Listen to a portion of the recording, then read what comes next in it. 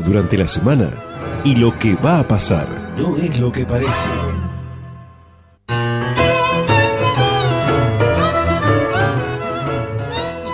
Son las 10:18 de la mañana, escuchábamos ahí ese bloquecito con dos de los Rolling Stones seguidos y vamos a hacer así, de algo que normalmente critico, pero bueno, vamos a alargar el programa con la primer nota hablando de nosotros mismos, hablando de los periodistas, sin tratar de eso que yo a veces critico, que es la autorreferencialidad, de esa cosa que no se puede criticar, de ese concepto de colegas en los cuales, somos todos buenos y lindos, cuando en realidad, no es así, porque cuando uno cae en la autorreferencialidad hace lo mismo que hace la justicia, o por lo menos hasta hace un tiempo la justicia, o lo que hace la policía, o sea, no se los puede criticar, siempre hay justificativos para los que hacen, y en los periodistas también hay buenos tipos, malos tipos, tipos que se prestan a cualquier cosa, tipos que tienen alguna dignidad,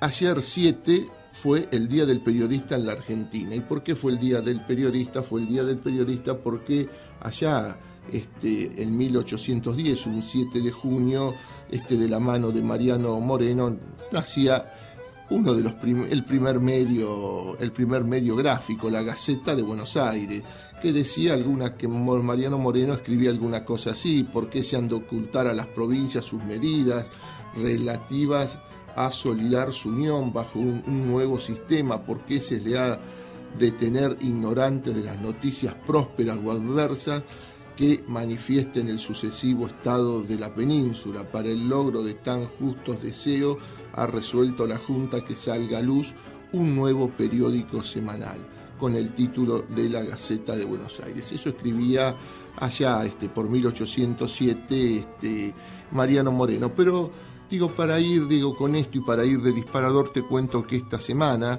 en la Cámara de Senadores de la provincia de Buenos Aires se hizo presentación y homenaje y presentación. O sea, se presentó la revista de la agencia Pacurondo, que se presenta como periodismo militante, y a la vez se le hizo un homenaje a Pacurondo, un intelectual grosísimo, periodista, escritor argentino, que, también por estos días de junio, era asesinado en Mendoza por la dictadura ya por 1976. Así que con quien estuvimos conversando, ya lo tengo en línea, ahí lo tengo esperando en línea, sacrificado a Joe Cornejo, al director de la agencia Pacurondo.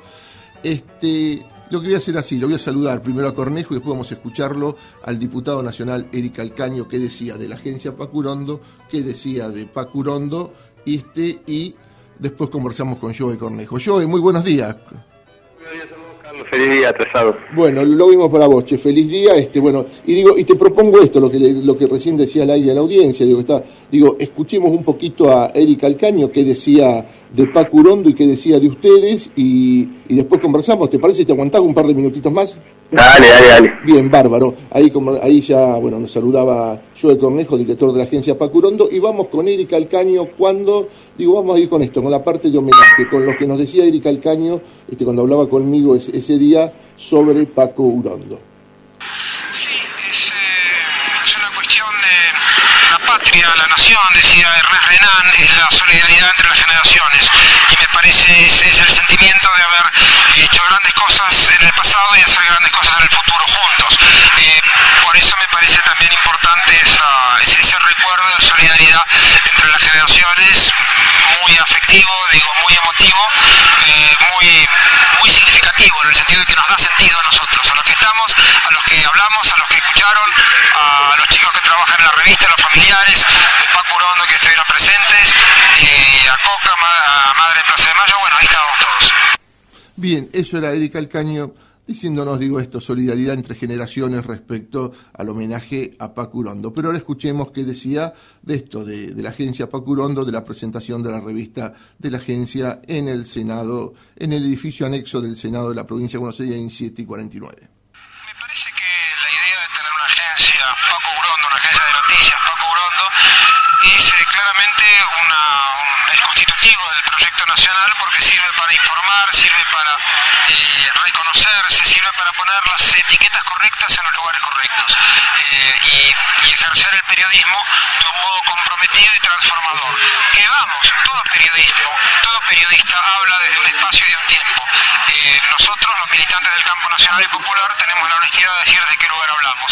Quizás los periodistas de los medios más hegemónicos tienden a naturalizar su propia visión del mundo, de la historia, de las cosas, y eso nos parece que no es inteligente y que falta a la verdad.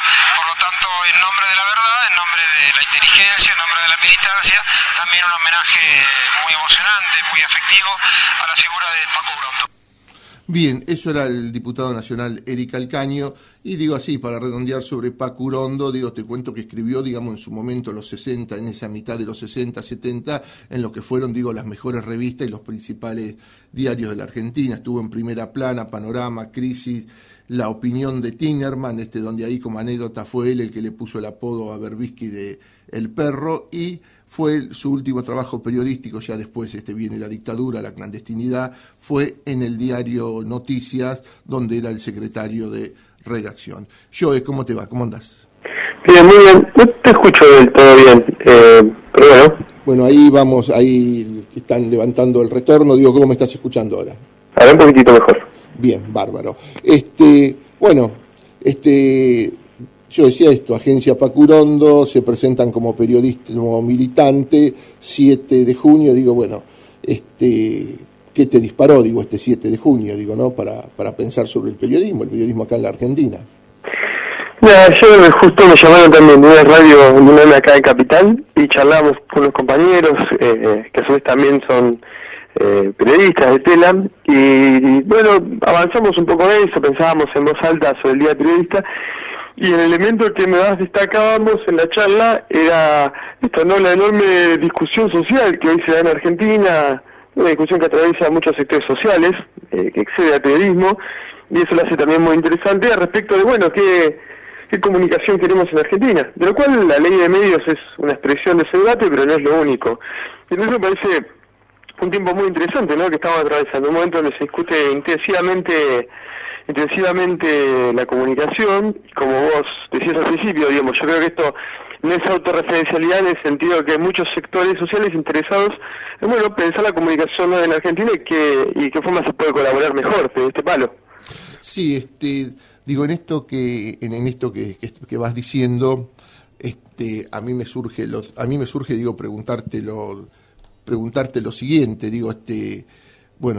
lo primero que ocurrió es que la comunicación, los medios están en debate, me parece que se cayó la careta y a la vez se tejen otros nuevos mitos, como que cobra tanto, a que le dieron 10 millones, por qué habla de esta manera, por qué juega para acá, refiriéndome, a esa media docena de periodistas que creo yo que ya no son más periodistas, son estrellas, son las estrellas de la TV, las estrellas de la radio, alrededor de ellos sí hay un montón de muy buenos periodistas que son los que le arman, la historia, y ellos le dan el toque final, pero desde la Paco Urondo, que se dicen periodismo militante, qué visión tienen, por qué periodismo militante y por qué escriben lo que escriben, ¿no? Qué visión tienen de lo que se debe comunicar, ¿no?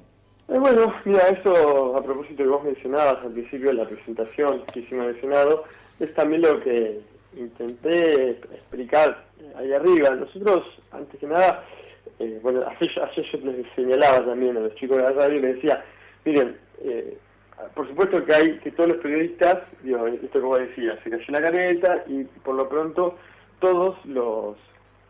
la gente supone, o grandes sectores sociales descubrieron que hay intereses partidarios, económicos detrás del periodismo, ¿no? Cada periodista tiene un determinado posicionamiento.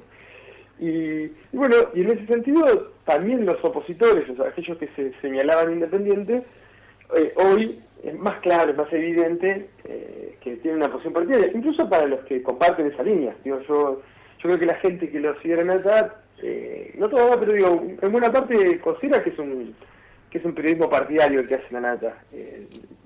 Solo que comparte esa línea, ¿no? La Nata es un periodismo antikirchnerista y mucha de esa gente que lo sigue es manifiestamente antikirchnerista, entonces me parece que en eso se ha avanzado. Lo que yo le decía en la discusión de ayer es, primero tener cuidado con lo que se define militante, porque militante no es sinónimo de partidario. Esto quiere decir que en Argentina, digo, desde Mariano Moreno, en la Fundación de la Patria, hasta Paco Urón de los 70, el periodismo militante es el periodismo que tiene una causa, y no cualquier causa, sino la causa del bienestar de nuestro pueblo. Entonces, aquellos que expresan otros intereses, como es el caso de la Nata, no puede ser considerado militante, más allá que sea partidario, ¿no? En esto tenemos que ser bastante estrictos con el término, porque, digo, si nosotros le asignamos la palabra militante a la Nata porque tiene intereses determinados, estamos consiguiendo la dignidad que tenían tipos como Mariano Moreno o Paco Urondo. Entonces me parece que en eso hay que ser, yo le decía a ellos, digo, vos no lo dijiste, pero es una discusión a colación, porque yo creo que en estos 678 remacha mucho y dice, sí, la Nata también es periodismo militante. Pero, no, la verdad que no lo es partidario, pero no lo es porque militante es recuperar la causa de nuestro pueblo, y en ese sentido yo creo que Mariano Moreno y Paco Urondo es periodismo militante, y creo que la Nata no lo es. Vos sabés que esto que decís... Segundo punto, con respecto a la militancia, me parece que, o por lo menos como nosotros la entendemos, la militancia tiene que ver con un espacio colectivo de discusión y de producción de contenidos. Digo, a mí me toca hablar y poner la cara muchas veces, pero en realidad represento un colectivo de compañeros que trabaja fuertemente y del cual yo aporto mi partecita. Y en ese sentido me parece que también un periodismo donde esto se tiene que entender en dos formas, ¿no? Primero, que no es mis convicciones y yo se las muestro al mundo, sino que son convicciones de un colectivo de periodistas que pensamos de esta manera.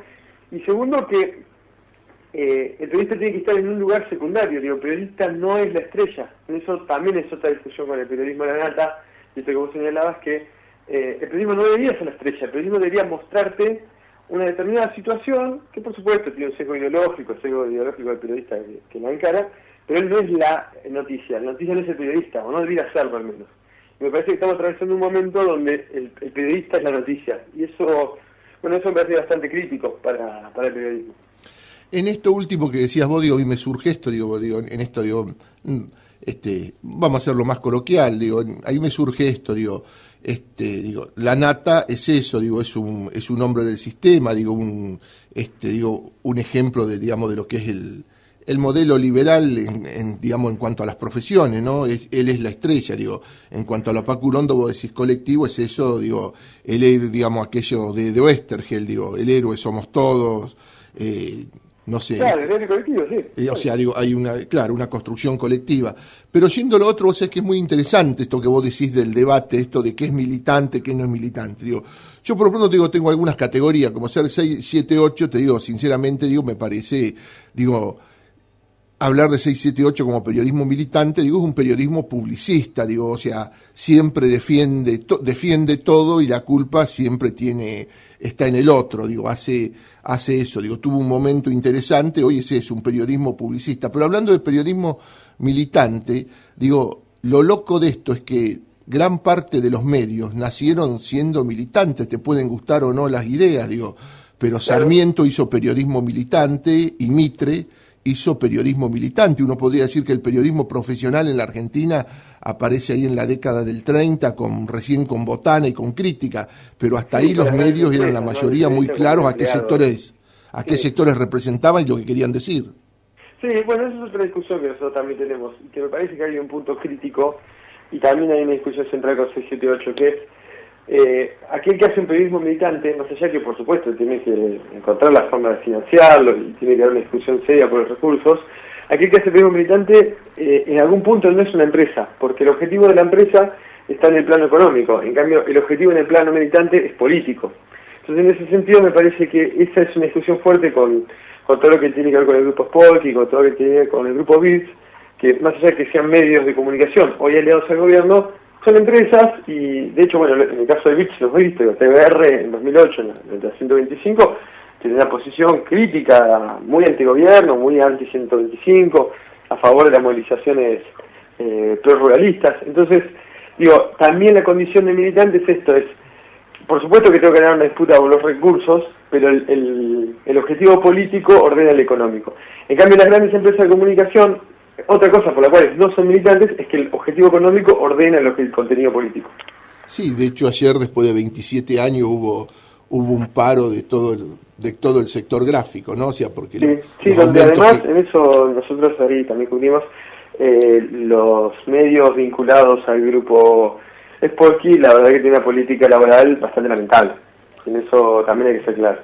Contémosle a la audiencia, cuando vos decís Grupo Spolky, nos estamos refiriendo a Revista 23, Tiempo Argentino. Lo que supo ser Diagonales en La Plata. Sí, Diagonales en La Plata, que que hoy es una página web, digo, es nada más que una página web que después aparecen 2 hojas en el diario Tiempo Argentino sobre Diagonales, donde... Miradas al Sur también. Miradas al Sur, sí, después a nivel, ahora se me va, también algún canal de televisión, también alguna radio, ¿no?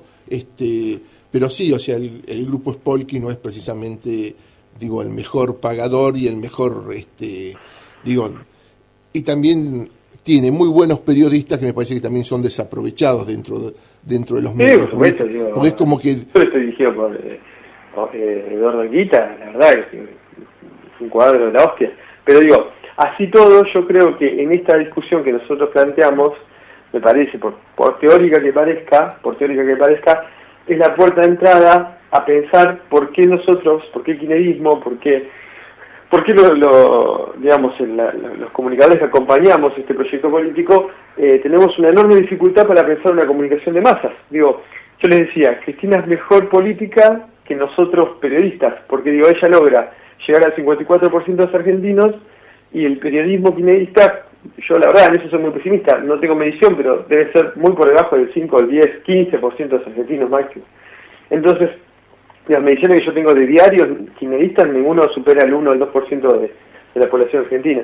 Entonces, en ese sentido me parece que si nosotros lográramos construir un periodismo, en esto, que sea sincero ideológicamente, pero que no esté dispuesto a falsear la realidad bajo cualquier condicionamiento, me parece que nosotros tendríamos chances de construir un periodismo de masa. Y la verdad que no, en eso hay que reconocer que no hemos avanzado.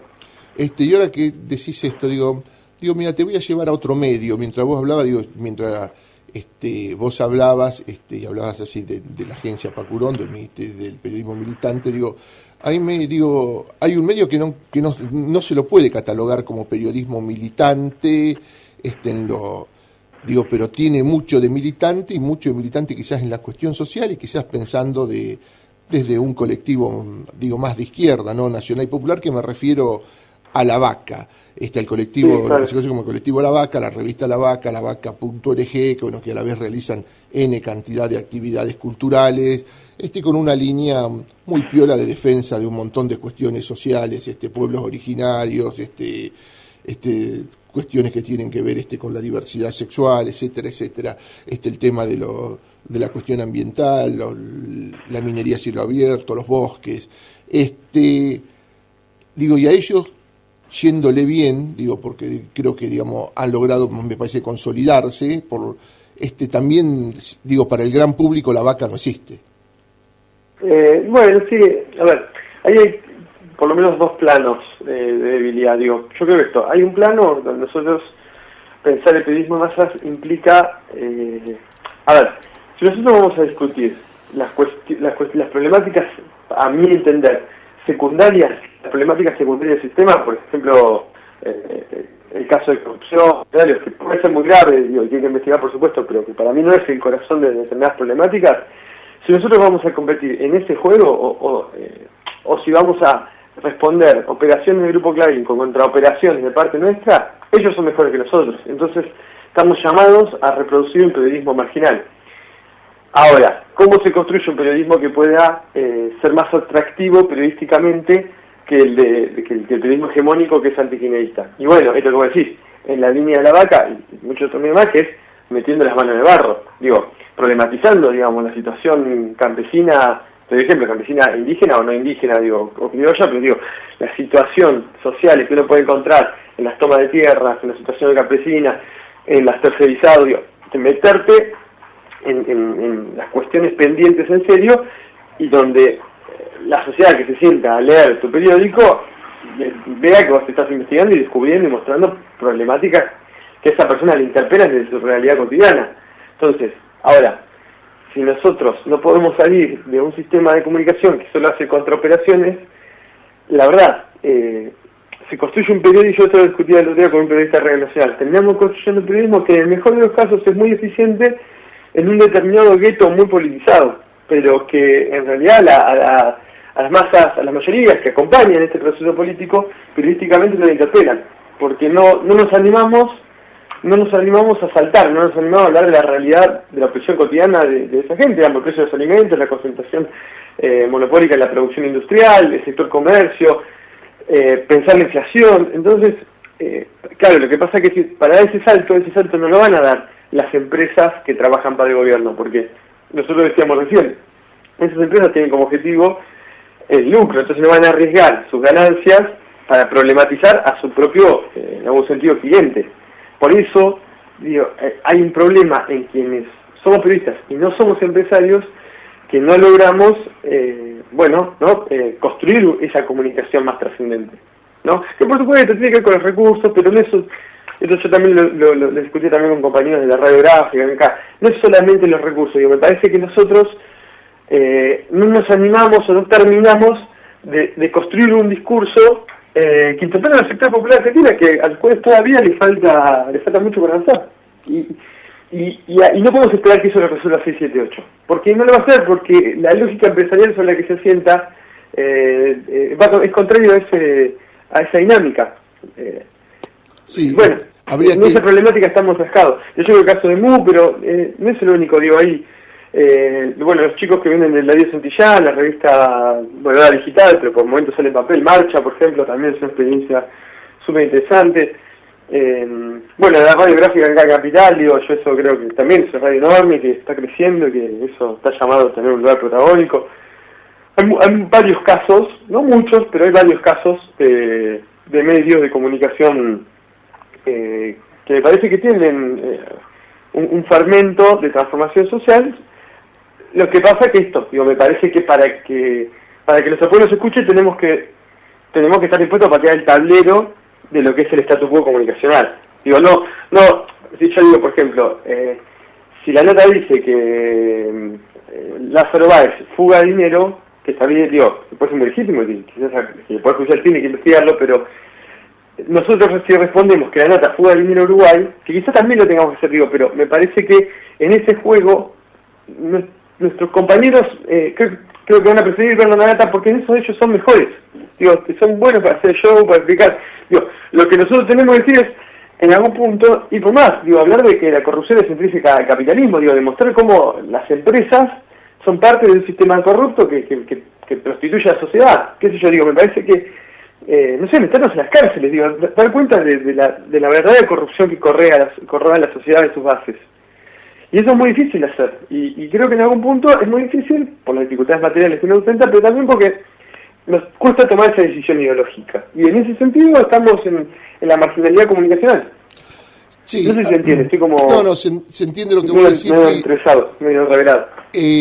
Casualmente el viernes, ahí con un colega, el jueves a la noche, con un colega de la zona norte de San Isidro, que también, entonces me dice, dice, hay cosas que son secundarias, dice, la corrupción, nosotros apoyamos al modelo, al gobierno, las líneas generales, lo otro son secundarias. El tema, a mí me parece que desde lo periodístico, desde qué punto es secundario, es trascendental, o es importante, interesante, a mí lo que me parece que en esto, también hay otra cosa, que uno lo puede entender en alguna serie de blogs, en algunos esfuerzos, en algunos emprendimientos comunicacionales como el de ustedes, en el mismo emprendimiento comunicacional mío,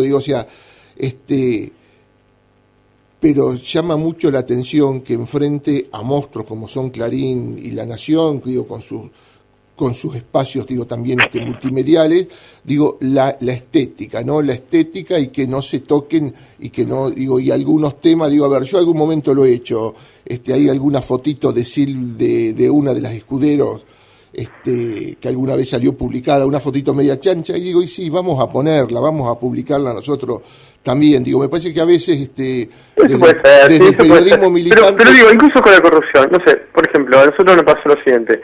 Nosotros también estamos aprendiendo, No, pero esto obviamente es un aprendizaje de todos. Sí, de hecho aprendemos de vos, aprendemos de la vaca, y aprendemos de muchos espacios, pero yo En el caso de corrupción, ¿no? Que ponerle que, bueno, digo, está evidentemente por la condición hegemónica de Clarín en el sistema comunicacional, los tipos tienen enorme capacidad para instalar temas.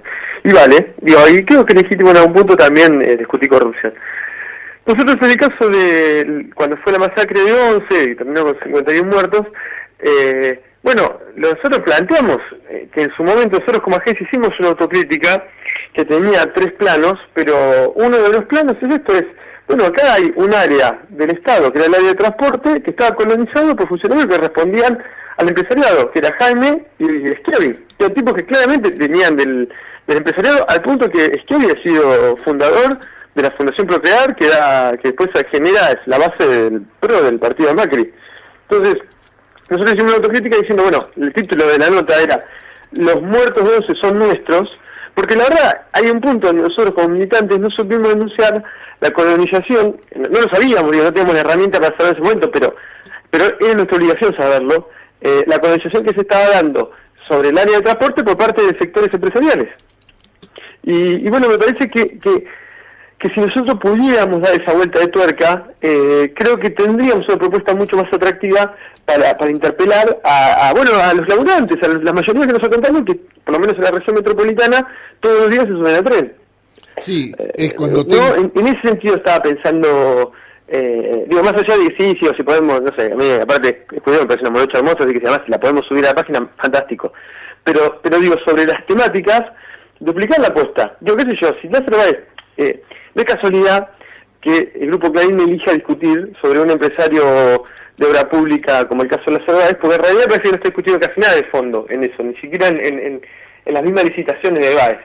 Digo, porque tampoco es, si se hubiera caído un puente que construyó Báez y se murió mucha gente, me parece que ahí adquiere otra dimensión. Pero digo, eligen en algún sentido un 4 de copas. Me parece que nosotros podríamos dar la discusión sobre la corrupción entendiéndola como algo que habíamos aprendido en su momento en los 90 y creo que en algún sentido olvidamos, que es que la corrupción es este engranaje a partir del cual en un sistema capitalista las empresas capturan sectores del Estado y eso tiene consecuencias para las condiciones de vida de nuestro pueblo. Bueno, ¿cómo le bajamos a algo tan teórico? Bueno, nosotros en esa que pudimos ver tarde, pero lo planteamos, hicimos autocrítica y de hecho lo levantó Tenenbaum, y que en algún punto Tenenbaum lo usó para criticar aquí mismo. Digo, entendíamos que sí, que digo, obviamente los opositores van a levantar este artículo para pegarnos, pero el problema no es que nosotros queramos artículos, el problema es que las empresas colonizan el sector del área de transporte. Entonces, si eso cuestiona el gobierno es absolutamente intrascendente, porque para las mayorías que sufren el transporte, el problema no es Tenenbaum, porque no sé a cuánta gente llega a tener, el problema es las condiciones de las vías ferroviarias en la región metropolitana. Digo, si nosotros pudiéramos pegar ese salto teórico o práctico, me parece que estaremos en condiciones de construir una comunicación de masa, por lo menos de sentar esas bases. Y me parece que eso ni siquiera lo hemos logrado. Y digo, ¿y por qué cuesta dar ese salto, Joe? Qué buena pregunta, Carlos. Claro. Ahora, no sé, te digo una posible respuesta, vos me vas a decir la tuya, pero a mí me interesa. Pero a mí me parece con dos cosas. Digo, creo que hay como dos tradiciones militantes en el presente. Creo que hay una tradición militante de chicos nuevos que se forjaron al calor del kirchnerismo y que, bueno, por su propia juventud entienden que todo lo que es el kirchnerismo es bueno y todo lo que no es el kirchnerismo es malo, digamos. Y esto queda reforzado por las propias empresas de comunicación aliadas que construyen todo el tiempo ese imaginario de kirchnerismo bueno ante kirchnerismo malo. Lo cual me parece que es un problema para pensar la realidad. Aun cuando yo soy kirchnerista y creo que esto es lo mejor, digo, pero lo mejor no es lo bueno, exactamente, no hay que igualarlo tan rápidamente. La otra tradición militante, que es aquellos que venimos militando de antes del kirchnerismo, que somos militantes pre-2001, pre-2003, me parece que hemos vivido una Argentina tan terrible, digo, los que les tocó vivir los 90, ni hablar los que les tocó vivir los 70, que en algún punto sospechamos de una cierta fragilidad del kirchnerismo, entonces, bueno, preferimos cerrar fila, poner la espalda contra la pared y tirar piñas antes que poner en riesgo el proceso, ¿no? Pero el punto es que el proceso no está en riesgo. Hoy, digo, quizás en 2008, en 2009 uno podía entender que el kirchnerismo estaba en un momento de mucha fragilidad. Pero eso hoy no ocurre. Lo que pasa es que hemos vivido experiencias sociales de mucha disciplinación, de mucho disciplinamiento, como fueron los 70, como fueron los 90, que nos hace que ante el miedo, bueno, seamos torpes en nuestra defensa del kirchnerismo. Esa es mi hipótesis, digo, la verdad creo que me excede la pregunta, no estoy en condición de responderla, pero mi forma de aproximarnos es que los militantes nuevos no están capacitados, y los viejos estamos muy marcados por la experiencia de las derrotas. Sí, vos sabés que tenés, digo es una aproximación que prácticamente coincido. A mí a veces cuando pongo algunas notas, tengo esa cosa de sentimiento de culpa, digámoslo así, Cadena Va es mucho más abierta que la PAC Urondo, en cuanto a notas, y en eso de tener una apertura más de nota, a veces cuando pongo alguna nota, me da como por dentro a veces me da esa sensación, uy, qué cagada poner esto, bueno, vamos a ponerlo, bueno, vamos a subir lo que dijo el Momo Venega, vamos a subir lo que dice Dualde, o sea, el otro día, o sea, bueno, vos esto porque recibiste alguno de los envíos, seguro, o sea, lo hablaba con una, con una amiga, con una compañera, o sea, que milita, yo no sé si se entiende o no, yo estoy contando una saga que porque empieza ocurriendo a una cuadra de mi casa, yo vivo 654, el hotel Corregidor, si vos das una referencia, es 654, o sea, 6 entre 53 y 54, yo salgo de mi casa, camino 20 metros, lo veo llegar a Francisco de Narváez, hago dos pasos más, llegan los senadores de la Juan Domingo. Esto es noticia, y lo largamos ahí al toque, o sea, con el hecho armándose, largamos la noticia y después seguimos contando cómo fue avanzando la saga, del denarvaísmo con la Juan, con parte de quienes son ciolistas y parte del macrismo, entonces a veces uno también cuesta cuando pone esas noticias, el que lo lee si lo entiende, porque ¿qué dije yo? Esto, algún boludo, porque justo estábamos hablando de algunos boludos, así, algunos recontra boludos de la ciudad de La Plata, que alguno me debe estar escuchando en este momento, que hacen análisis del análisis del análisis. Entonces cuando vos pones 3 noticias seguidas sobre de Narváez, dices, a este le está pagando de Narváez, que no entienden nada. Entonces yo lo que estaba contando era una saga, cómo venía la historia, de estos muchachos, bueno, que mientras Scioli dice que está dentro del proyecto, algunos arman por otro lado, ¿no? Y en esa reunión... Sí, a mí me parece por eso, que hay que tener... entonces es muy... que no nos pase como en el Montonero 70, que les preocupaba que el PRT lo corra por izquierda. A veces guarda con el micromundo. Está bien lo que vos decís, porque en algún punto eso tiene influencia sobre el territorio que uno se mueve, pero si nosotros pensamos en construir una comunicación más trascendente, yo tengo unos amigos que militan en una organización social muy grande y conocida, y entonces tienen algunos problemas para problematizar el gobierno, porque se encuentran que desde otras agrupaciones militantes muy kirchneristas los cuestionan por no ser tan kirchneristas, ¿no? ¿Se entiende el esquema, no? Sí, hay algunas agrupaciones de kirchnerismo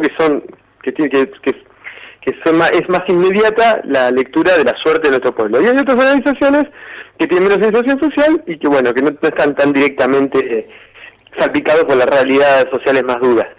Entonces, claro, los que tienen una inserción social más fuerte les cuesta plantear este problema porque rápidamente las otras fuerzas dicen, ustedes no son tan kirchneristas, ustedes están problematizando. Entonces, ¿y cómo nos cuesta? Porque la verdad nosotros somos kirchneristas y no sabemos cómo plantear este problema sin que nos digan que no somos kirchneristas, que somos menos kirchneristas. Pero este punto no es cómo nosotros quedamos bien delante de otros kirchneristas, sino cuando pensamos en este lector al cual queremos llegar y no estamos llegando.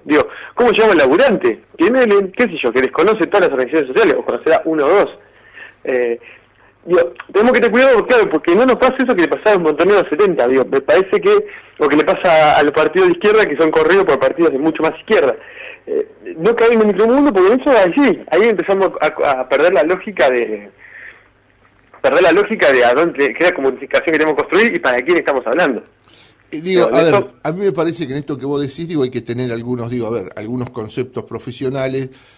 Primero de todo, no existe el periodismo independiente. Detrás de todo medio, hay dos cosas. Esto vos lo marcabas bien, la diferencia de militantes y el resto de los medios. En todos los medios hay una búsqueda. El que pone un medio tiene una búsqueda económica. El que pone el Grupo Clarín, su primer persecución es económica y después de ahí trata de tener lo mejor del periodismo y pagarle lo menos posible para tener su mayor rentabilidad.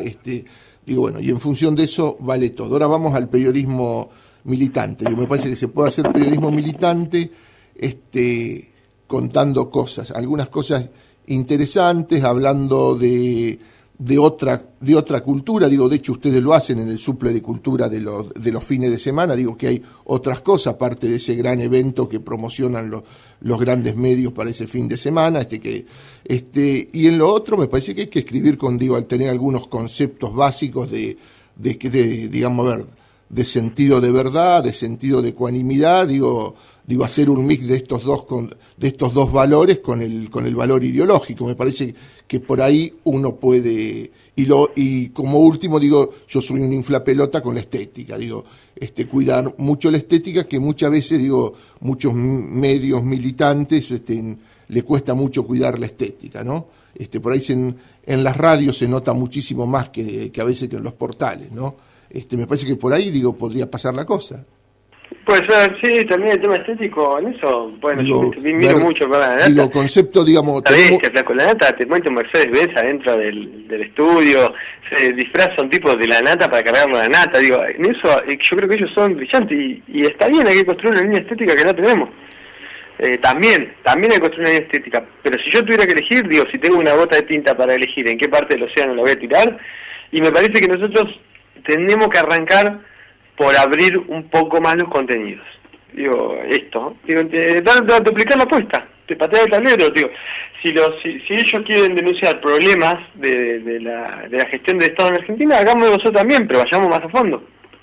Sí, yendo digamos a la par, digo, a ver, porque en realidad se queja el muerto degollado, le pegan a Lázaro Báez, cuando, ellos, a ver, hacen lo mismo. Lo que pasa es que si uno lo que termina haciendo es jugando en ese juego lineal de decir, pero está bien, Lázaro Báez hizo esto, pero Mañeto hizo tal cosa. Y lo otro es eso, digamos. Está bien, Carlos, eso, ¿y qué es lo que hace 678? Claro, pero lo otro es ir a la profundidad del debate, ir a la profundidad, Claro, está bien la conspiración. Ahora, busquemos los sectores del Estado que están colonizados, que están capturados por sectores antipopulares y también denunciémoslo nosotros primero, porque en ese punto los tipos van a perder.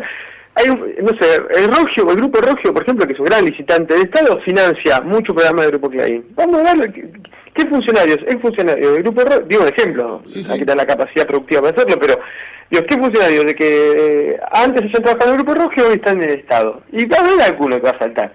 Entonces, porque es un Estado que está...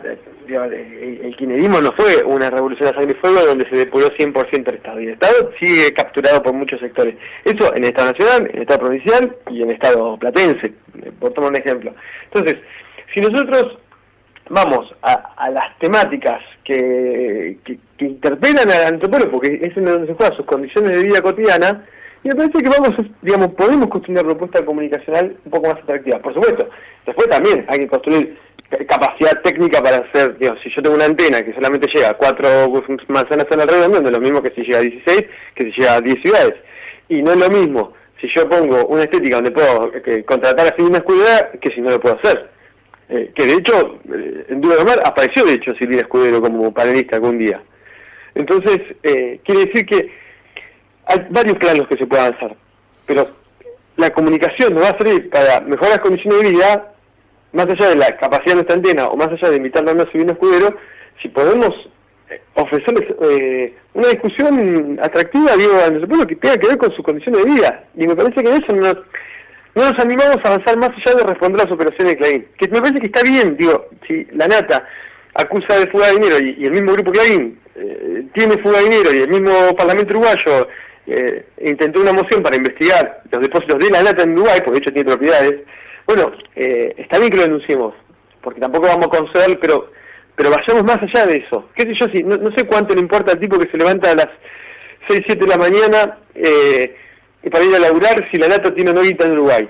Y probablemente tampoco le importe Lázaro Báez. Le empieza a importar a Lázaro Báez cuando sus condiciones de vida se empiezan a deteriorar.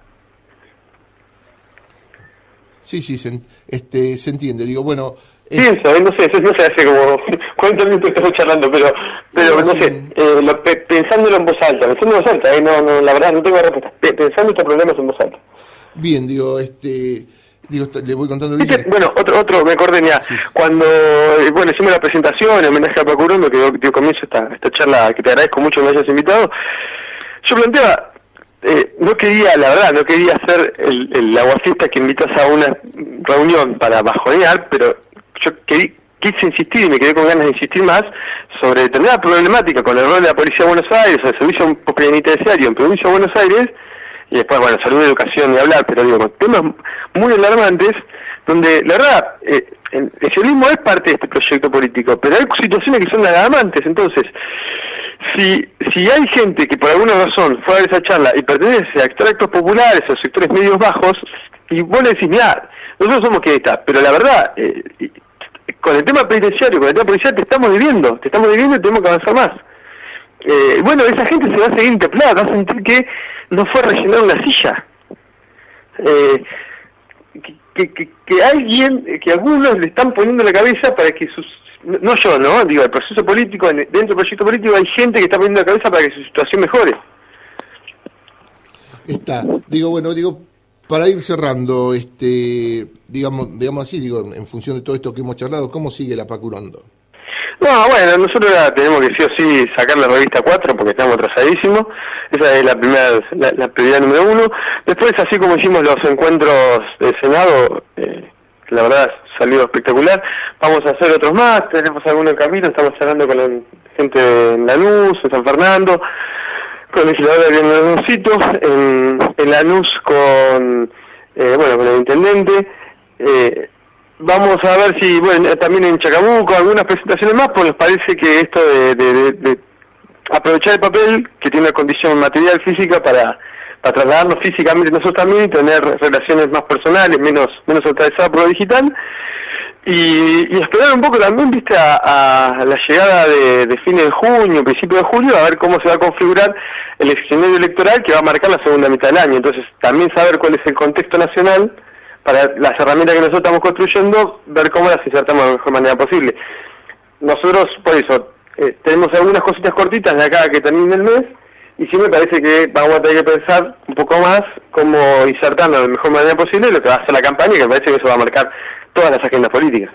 Bien, así, estábamos conversando con Joe Cornejo, director de la agencia Paco Urondo, ahí, sin sin camuflar, hablando así, periodismo militante, sin esconder nada. Joe, muchísimas gracias, que tengas muy buen día. Un abrazo grande, Carlos, gracias por invitarnos, feliz día por ayer y saludos a tu audiencia. Bien, así conversábamos con Joe Cornejo, José Cornejo, director de la agencia Paco Urondo, ahí, hablando del periodismo, desde la visión de alguien que hace periodismo militante.